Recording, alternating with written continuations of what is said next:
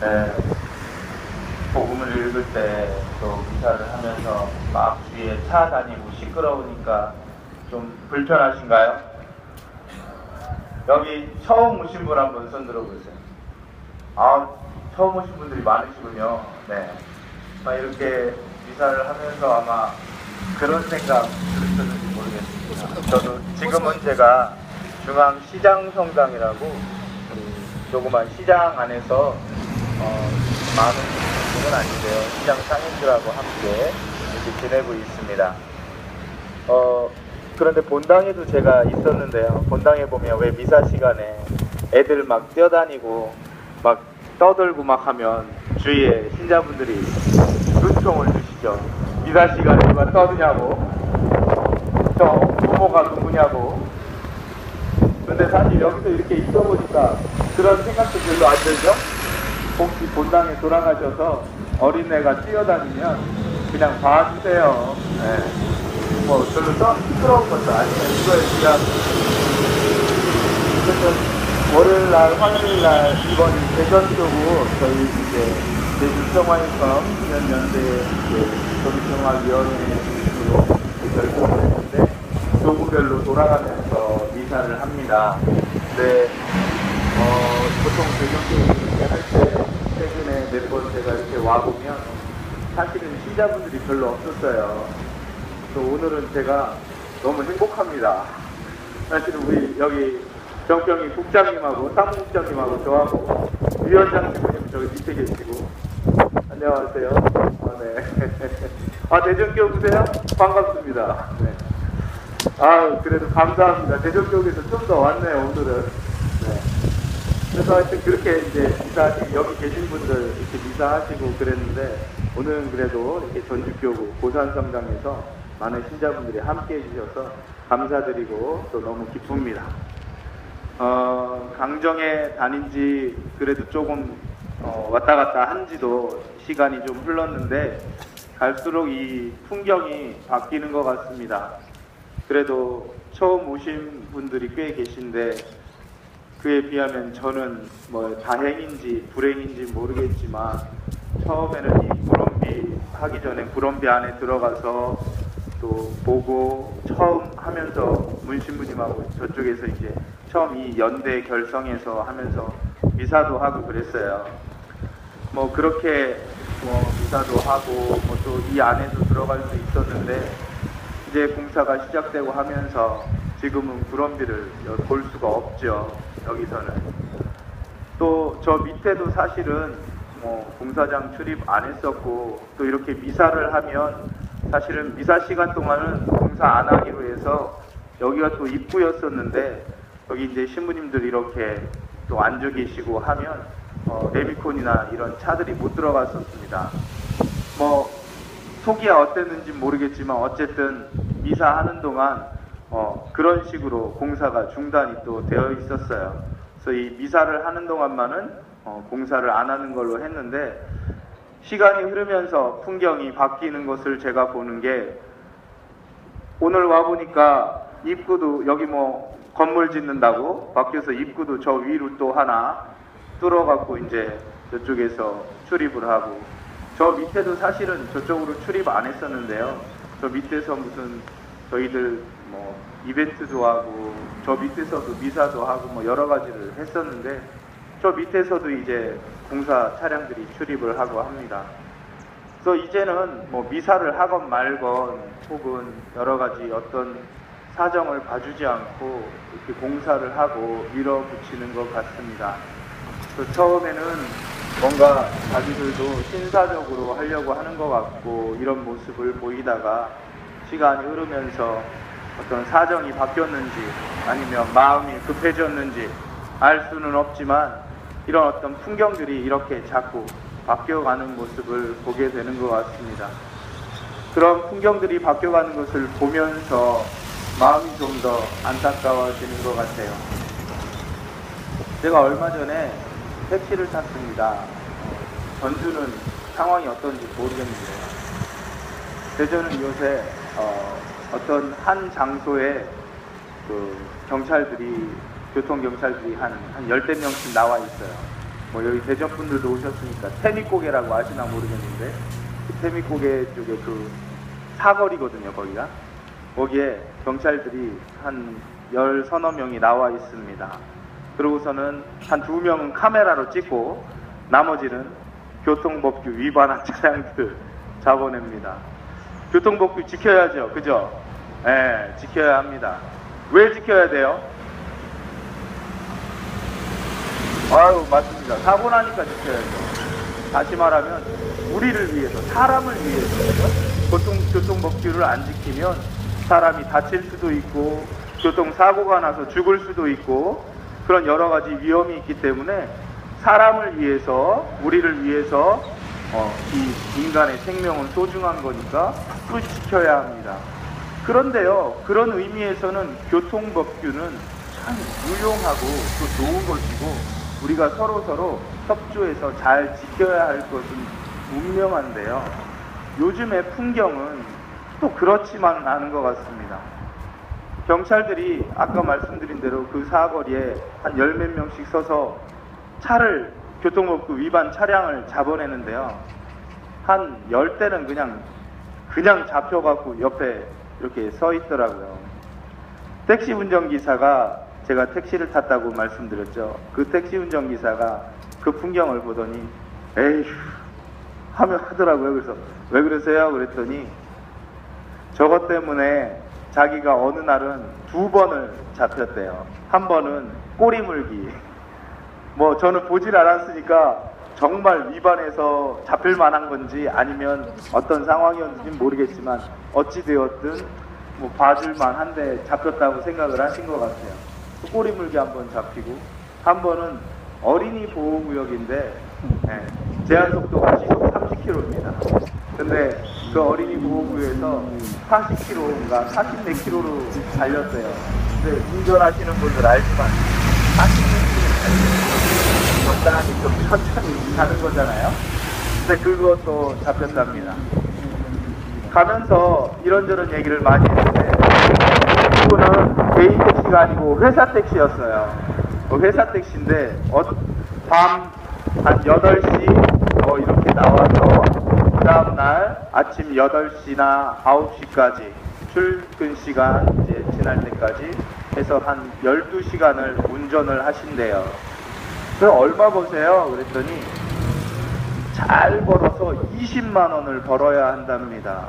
20만 원을 벌어야 거기에 산학금 내고 연료비하고 뭐 떼고 하면 본인이 가져가는 게 한 7만 원쯤 된대요. 근데 택시는 아시다시피 매일 일하는 건 아닙니다. 이틀인가 하고 의무적으로 또 하루가 있어요. 그러니까 한 달을 이렇게 따져보니까 그렇게 따지면 한 20일 조금 넘게 이렇게 20일, 21일, 2일 뭐 이 정도 일을 하시는데 그럼 그거에서 한 잘 벌어야 한 150만 원 버시는 거예요. 근데 아이들도 있고 그죠? 가족이 있잖아요. 그런데 그 2번 교통법규 그 딱지를 떼는 바람에 하루 벌 그 돈을 홀라당 다 까먹은 거예요. 그러니 이 택시 기사님 입장에서는 얼마나 속이 상하겠어요. 그것도 잘 벌어야 그 정도 버는 거고 어떤 날은 한 10만원, 10몇만 원 벌면 자기가 가져가는 돈이 한 3만원, 4만원 그 정도밖에 안 된답니다. 그러니 그런 처지에서 하루에 2번이나 딱지를 뗐으니 이 양반 입장에선 속이 상할 만도 하죠. 그 얘기를 들으니까 이 교통법규가 분명히 사람을 위해서 있는 건데 우리를 위해서, 우리의 안전을 위해서 우리가 서로 정하고 서로 지키자고 약속을 하고 이렇게 시행을 하는 건데 오히려 그것이 어떤 사람들에게는 특별히 이 교통수단을 가지고 생계를 이어가는 사람들에게는 오히려 독이 되어서 돌아오는 모습을 요즘 들어 그런 모습들을 보게 된다는 겁니다. 그렇다면 도대체 이 교통법규가 뭔가 씁쓸한 생각이 들지 않을 수 없습니다. 오늘 복음에서 예수님께서는 이렇게 말씀하시죠.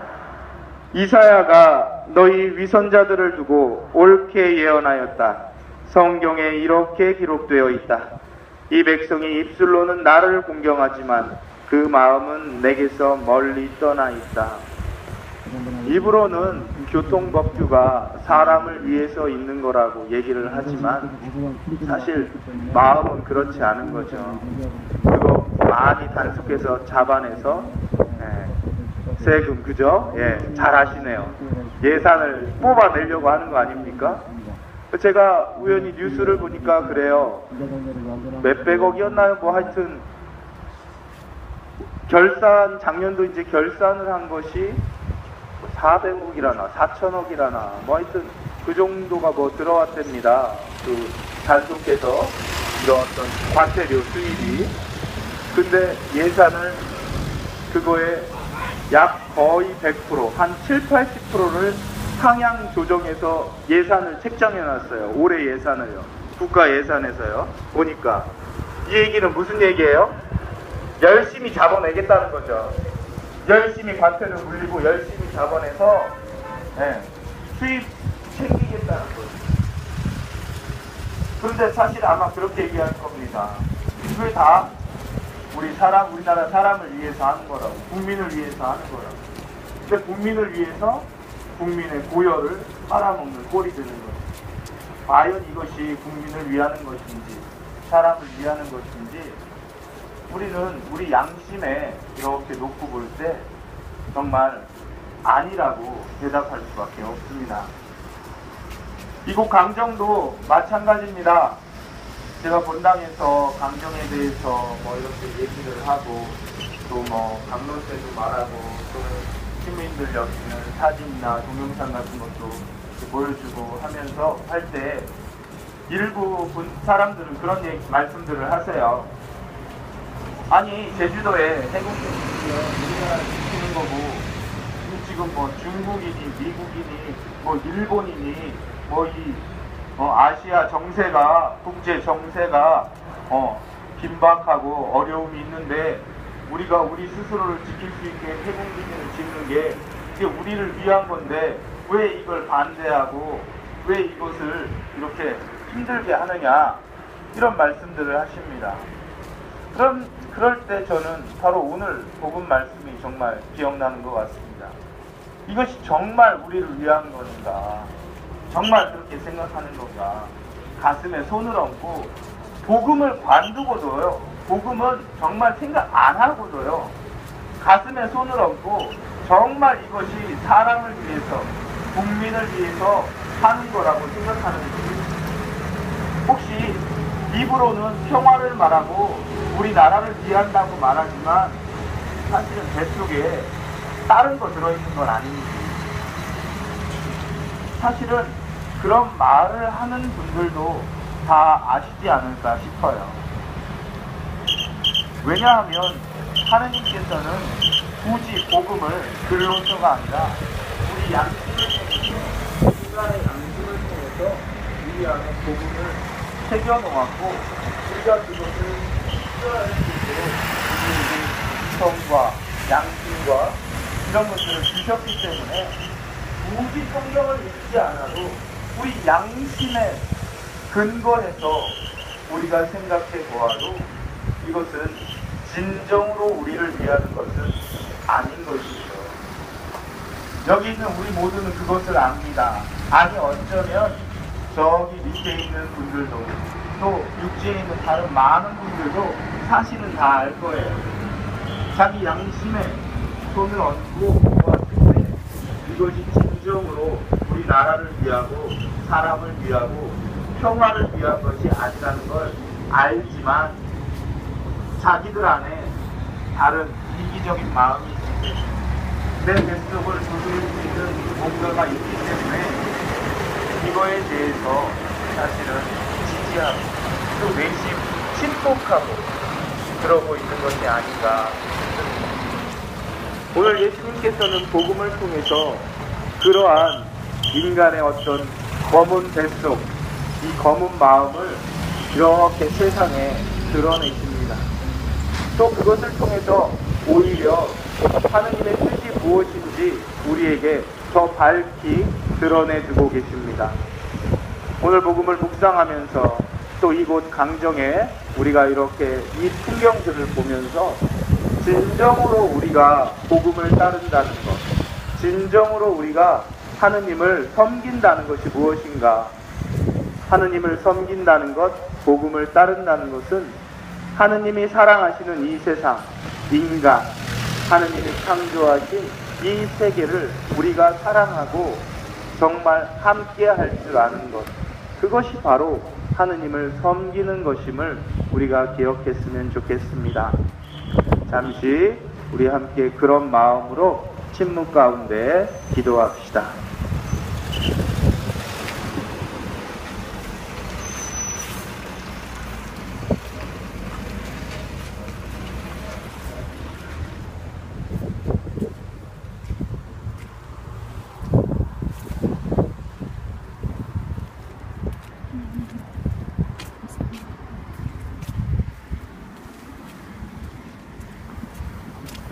보면서 가는 것이 기쁨입니다.